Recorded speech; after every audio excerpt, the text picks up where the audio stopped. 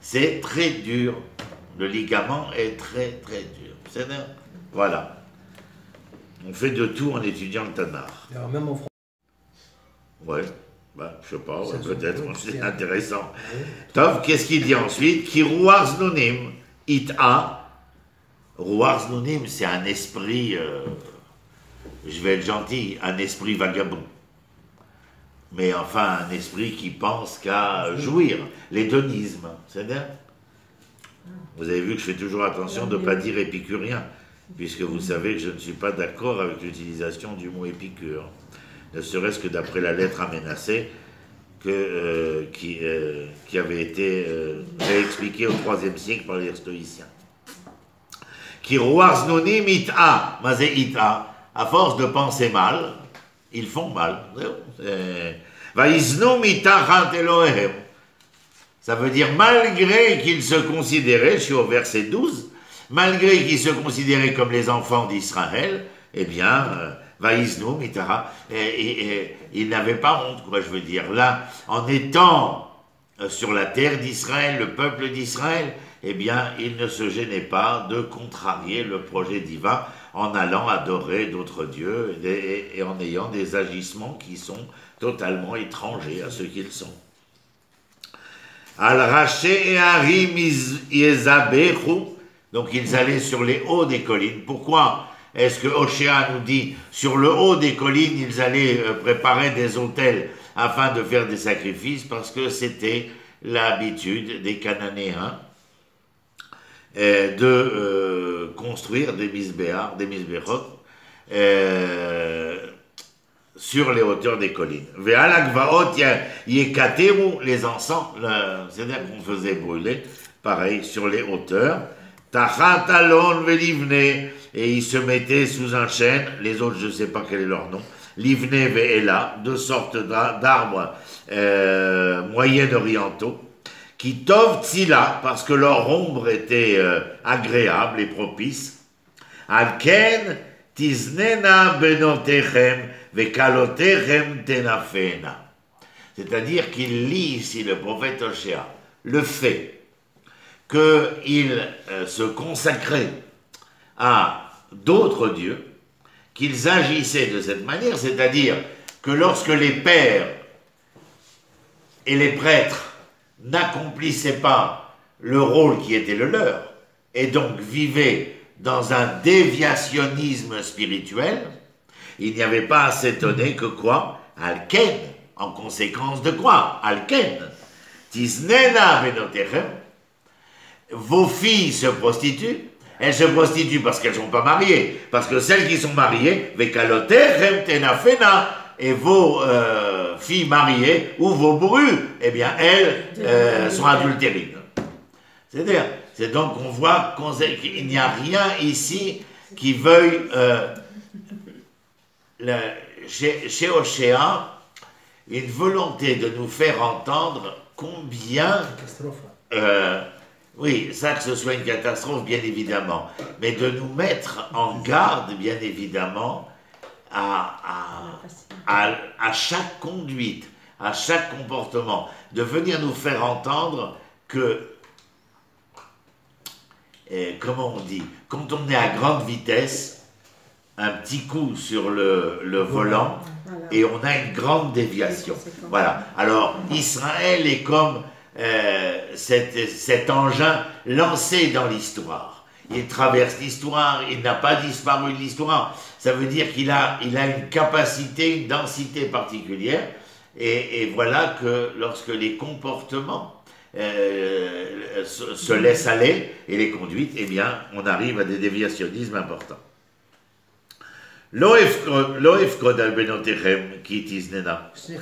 Mais dans une situation pareille, il n'y a pas un pendant qui fait le contrepoids, comme par exemple il y a dit en ce moment. Il y a des... Ben oui, c'est pour ça qu'on dit toujours que notre génération, c'est une génération de tzadikim. Parce que là, les prophètes interviennent. Oui, mais c'est un mode sociétal. C'est-à-dire qu'ils sont énormément inspirés par les cultures environnantes. et que tout le monde, et puis qu'il n'y a pas, comment dire, Il y a pas- à l'époque d'Oshéa, les Kohanim sont responsables aussi, mais le roi est responsable, la cour est responsable, mais ils ont fait des choix. À Jérusalem même, je vous l'ai déjà dit, de la même manière qu'on étudie Jérémie, Yirmiyahu, Yeshaya, et qu'on voit des rois comme Chizkia prendre la main haute sur le pouvoir en Judée, et on retrouve de cette époque-là, comme le mur de Chizkia qu'il y a dans la vieille ville, on retrouve des statuettes d'Ashtaré enceintes par centaines et par milliers. Ça veut dire qu'il y avait un syncrétisme religieux. On allait ken au temple, on allait ken apporter les sacrifices, on allait ken apporter les prémices. Mais quand on rentrait à la maison, je vais employer le mot en vérité ce qu'il veut dire, on rentrait dans ses pénates. Et les pénates, c'était les statuettes qu'il y avait à l'entrée de la maison, posées sur le guéridon. Mais ça ne gênait pas, et c'était le syncrétisme religieux. On frappe, comment dire, on met pas tous ces œufs dans le même panier. C'est comme au PMU. Il y a gagnant et placé. On choisit. Mais laisse-le, il est fatigué, il est malasot, c'est l'autre. Il a travaillé. Mais c'est il a raison, c'est malasot. על כן תזננה בנותיכם תנפנה, פסוק י"ד, לא אפקוד על בנותיכם כי תזננה ועל קולותיכם כי תנפנה, כי הם עם הזונות ייפרדו ועם הקדשות יזבחו. Moi, la vérité, je ne réagirai pas, dit l'Éternel à Oshéa. Lama, on va dire cette phrase, Baderer sheolech adam molichim oto. Sur le chemin où l'homme s'engage, on l'emmène. Non. C'est-à-dire qu'il dit, moi comment dire, l'OFCOD, pas je n'ordonnerai pas, mais je ne réagirai pas avec insistance vis-à-vis des filles qui se prostituent et des brus qui sont adultérines. Qui aiment imazonot, ipardou, veim akdeshot, izoprichou. Voilà. Ve'am lo yavin yelabet. Ve'am lo yavin, le peuple qui ne comprendra pas, mazé yelabet, eh bien yelabet, eh bien il échouera. Celui qui ne comprend pas échouera. Alors bien sûr, ça, on le sait. Si on n'a pas compris les exercices ou les leçons, ou je ne sais pas quoi, on échouera. Bah oui, bah l'existence, elle se gère de la même manière. C'est absolument extraordinaire. Il se lève les mains. Hein? Il se lève les mains, les Avdil.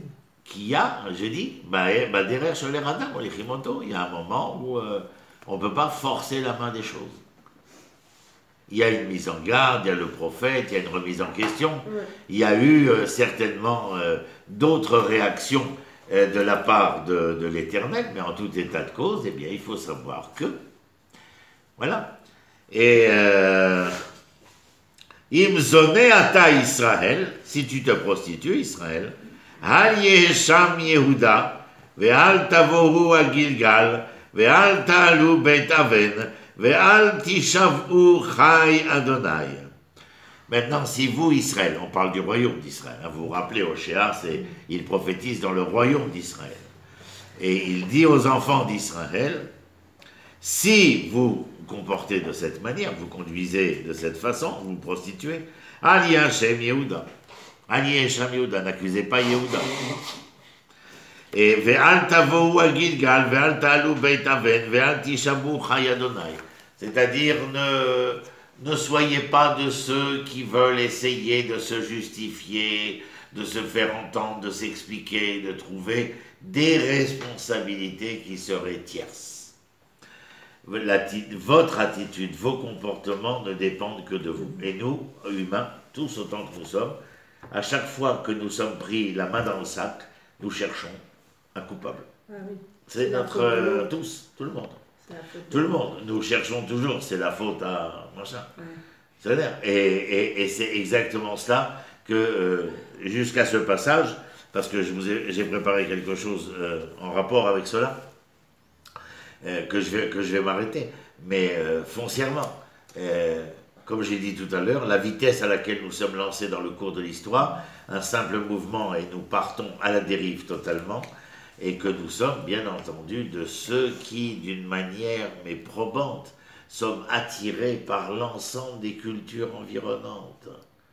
Ça ne veut pas dire que si on prend aujourd'hui au XXIe siècle, que nous ne devons pas nous intéresser. Mais si nous nous y intéressons, c'est à partir de ce que nous sommes, et non pas à partir de ce que nous ne sommes pas. En essayant d'être à travers autre chose. Donc là, c'est... Hein? La limite, elle est fine. La limite, elle est fine, mais on peut vite mais ce que je veux te dire, c'est que, par exemple, Gérard et Martine, ils ont un congrès, ils sont obligés d'aller au congrès de pédiatrie, tu comprends? Nous, on avait à Tel Aviv le congrès d'oncologie, machin, sur les soins palliatifs, machin. On va et on rencontre la terre entière là-bas aussi. Alors, ça veut dire quoi? Non, ça veut dire quoi? Ça veut dire qu'on s'intéresse à l'ensemble des connaissances, des savoirs, des expériences, etc. Mais à partir de ce que nous sommes. Pas à partir de cette prise de conscience où l'on voudrait se détacher de soi pour être l'autre, comme si de cette manière on pourrait être mieux apprécié. Nous connaissons cela, c'est 2000 ans d'histoire. Hein? Déjà, J'ai pas entendu. C'est fini là. Est-ce qu'on refait encore? Est-ce que les Juifs ils ont encore L'histoire qu'il y a eu à la radio cette semaine avec notre chère Madame Rotovelli concernant les Juifs américains. Tom, c'est nous dire que d'une certaine manière, il y a encore, quand tu sais qu'il y a 55% des Juifs de France qui n'ont jamais mis les pieds en Israël, tu comprends que il y a des gens qui ont décidé d'une autre vie, d'une autre manière, d'une autre conduite. 55%? Bah oui, de gens qui n'ont jamais visité Israël. Visité, je pense. Et aux États-Unis, ça dépasse les 70%. Mais ils ont envie d'oublier leur identité? Non, ils n'ont pas forcément... Voilà, à l'âge de 80, ce qu'on a dit la semaine dernière, à l'âge de 80 ans, 85 ans, alors ça devient quelque chose de folklorique, on le déclare, on est content. On va même écrire un livre qui va être édité chez les grands éditeurs parisiens, ça va faire vendre, etc. Mais bon, voilà. Alors je voulais vous lire quelque chose, que j'ai préparé deux choses, je ne sais pas si on aura le temps de tout faire, vu le temps qui nous était imparti, oui. Vous croyez que si, par exemple, dans un type de situation comme le congrès, ou bien une manifestation professionnelle quelconque, l'individu, il est fixe et il dit, moi, je ne vais pas à ce congrès et je n'irai qu'à partir de 19h le samedi soir, parce que je respecte mon Shabbat. Ah oui, ça tu peux, comme le joueur de tennis qui n'a pas joué Shabbat, bien sûr. Vous croyez que dans ce contexte, lui, il va être plus enclin à se laisser pénétrer par la culture des autres? S'il est ferme avec lui-même, c'est ce que j'ai expliqué. Alors ça commence déjà par une démarche à savoir qui on est. Ça dépend, mais absolument, ça dépend totalement de nous.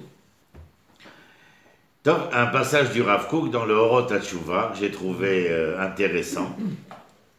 Et en plus, vous avez de la chance, puisque notre maître, Zichrono Livracha, le professeur Benogros, l'avait traduit. Donc, j'ai pas eu à me casser la tête. Les différentes branches du savoir devraient se consacrer à découvrir comment faire passer de la puissance à l'acte tous les éléments auxquels aspirent les bonnes et droites volontés qui prévalent dans le monde et qui sont indispensables à une vie digne, tant matérielle que spirituelle. Faites votre choix. Quel est le chemin que vous voulez suivre? Traduction plus simpliste. Déjà traduire le Rav Kook en français, c'est pas simple.